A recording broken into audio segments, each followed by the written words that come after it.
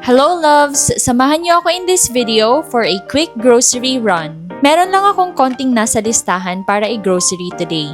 Mostly mga panlinis ng sa bahay yung mga bibilhin natin today. Umpisahan na natin sa sponge. Nagpapalit ako ng sponge siguro mga every 2 weeks since konti lang naman ang hinuhugasan ko araw-araw. Usually, yung mug ko lang and water bottle since halos puro takeout ako sa apartment. Next naman, itong floor cleaner solution. Nagmamop kasi ako ng floor ko sa apartment every week, kaya importante talaga to. Sunod naman, itong Zim powder. Isa to sa mga must-haves ko talaga kapag naglilinis ng banyo. Syempre, partner din ng powder itong Zim bleach, particularly itong yellow. Then, naubusan na din pala ako ng toilet bowl cleaner kaya kumuha na din ako nitong Domex. Bumili din ako ng sink brush kasi parang hindi ko gusto yung sink brush na nabili ko. Kaya itatry ko tong sink brush na to kasi parang mas malambot yung bristles niya.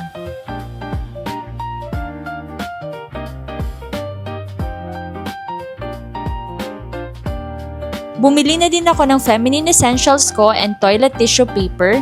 Tapos bumili din ako ng Coke. Itong Coke mini lang yung kinuha ko since hindi ko naman nauubos yung regular size. Finally, eto na, magbabayad na ako sa counter. Parang inabot ng 2,000 itong mga pinamili kong to. Grabe, ang taas na talaga ng mga bilihin ngayon. Mga cleaning supplies pa lang yun ha, wala pa yung pagkain. Pagkatapos naman, tumaya ako sa Lotto for the experience lang naman. 25 pesos pala ang isang ticket.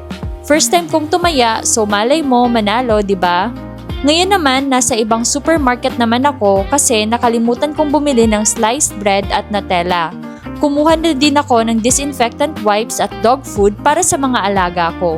Kumuha na rin ako ng facial tissues para hindi ako maubusan ng supply.